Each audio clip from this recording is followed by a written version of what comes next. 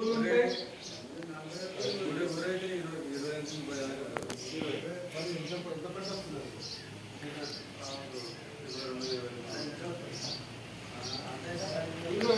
వస్తే మనకు 60,000 కూడా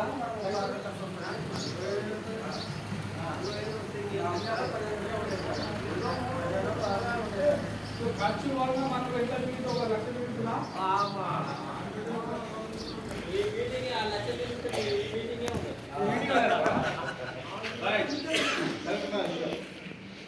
వెరీ గుడ్ చెప్పింది.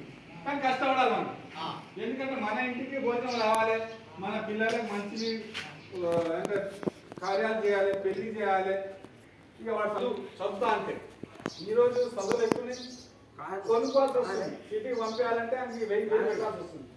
కానీ చదువు మాత్రం చదివించాలని అందరి కోరిక ఉన్నది.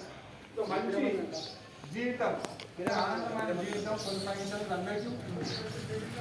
సో ఇక్కడ నేను ఈరోజు చెప్పడానికి ఏమొచ్చిందంటే ఈ కష్టాలు ఒకసారి తెలుసుకొని మా వంతు సాయం ఏ విధంగా చేస్తాం.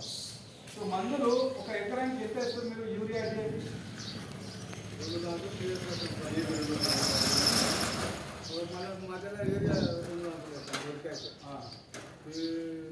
గుడ్డలకు ఒక బస్తా డిఎపి వేస్తాం. 2 బస్తాలు ఎకరా అంటే ఒక బస్తా 50 కిలోలు అంటే రెండు బస్తాలు స్టార్టింగ్ వేస్తాం. మన మధ్యాహ్నం అప్పుడు కూడా కొంచెం బస్తా వేస్తాం. మనం ఉదయానికి పంట చేతి కోతకు వచ్చే వరకు ఎన్ని బస్తాలు పడతాయి? ఉరికాది 4 బస్తాలు వేస్తాం. 4 బస్తాలు. కొందరు 3 సార్లు వేస్తే కొందరు 4 సార్లు వేస్తారు. వరాలు అయితే 4 బస్తాలు పడతాయి. ఇదే విధంగా మన తాత ముత్తాత పనిచేస్తున్నా వ్యవసాయం. అప్పుడు పశువుల పేడ ఉంటుండే, మనకు న్యాచురల్గా అంటే దొరుకుతుంది. ఇప్పుడు దొరకలేదు. మనం ఎందుకు చేస్తున్నామంటే దిగుబడి బాగా వస్తానికి, అందరికి అన్నం దొరకడానికి ఆశతో కొంచెం పైసలు ఎక్కువ రావాలని మనం ఏం చేస్తున్నాం, పంట పెడతా పోతారు మన బస్తాలు. కానీ ఇదే యూరియా డిఏపి అన్నం తిరగలుగుతామా? తినలేదు. ఎందుకు? అయినా కూడా మనం ఏం చేస్తున్నాం, భూమిలో వేస్తున్నాం. భూమికి ఏమంటాం? భూమి మాత అంటాం. ఆమె నోట్లో ఏం పోస్తున్నాం? నిసాం. మరి గదే పంట వస్తుంది, గదే పంట నీరు తింటాం, మాగడు. ఎందుకు చేస్తున్నాం మనం? ఈరోజు 50 దాటిన తర్వాత సుఖంగా ఉన్నారా? 50 దాటినాక సుఖంగా ఆరోగ్యంగా ఉన్నారా? పాతకాలంలో మన 10 కిలోమీటర్లు నడిచిపోతాం. ఇప్పుడు చాలా పిల్లలు కిలోమీటర్ కూడా నడుస్తలేదు. నాకు బండి కావాలి, నువ్వు ఏమనగా, అవునా కదా?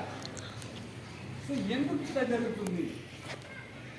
మనము 50 దాటినా కానీ మనకు రోగాలు వెనుకబడే వస్తున్నాయి. బీపీలు వస్తున్నాయి, షుగర్లు వస్తున్నాయి, థైరాయిడ్లు వస్తున్నాయి, నొక్కాల నొప్పులు వస్తున్నాయి, క్యాన్సర్లు వస్తున్నాయి. ఒక్కసారి మనం ఆలోచిద్దాం. మీరు చేసిన తప్పంటేనే తెలుసో తెలియక మనం ఏంటంటే పంటలు మనం వేస్తున్నాం, ఎందుకంటే దిగుబడి రావాలని. సో ఈరోజు మేము వచ్చింది ఏంటంటే ఆర్గానిక్ ఫార్మింగ్ చేయాలి. ఆర్గానిక్ పంటకి మనకు బయట మార్కెట్లో ధర మంచిగా వస్తుంది, రేటు మంచిగా వస్తుంది. బయట దేశ వాళ్ళు కొనడానికి ముందుకు వస్తుంది. మన భారతదేశం, మన తెలంగాణకి ఏమంటారంటే బియ్యానికి చాలా ఇంపార్టెంట్, రైస్ పోలంటారు. సో అన్నం మన దగ్గర బియ్యం ఎక్కువ లేదు, కానీ ధర సరిగా రావడం లేదు. అది ఏం చేయాలంటే మనం మంచిగా ఆరోగ్యంగా ఉండాలి, మన బతికి మన పిల్లల అన్నాల పెళ్ళి చూడాలి.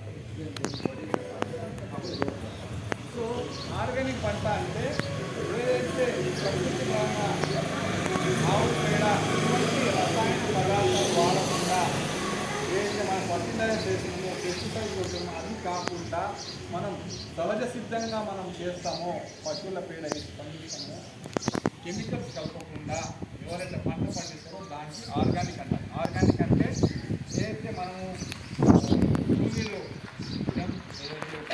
ఆకులు, రాలిపోయిన ఆకులు ఉంటాయో అది పడి సహజ సిద్ధంగా ఏదైతే తయారవుతావో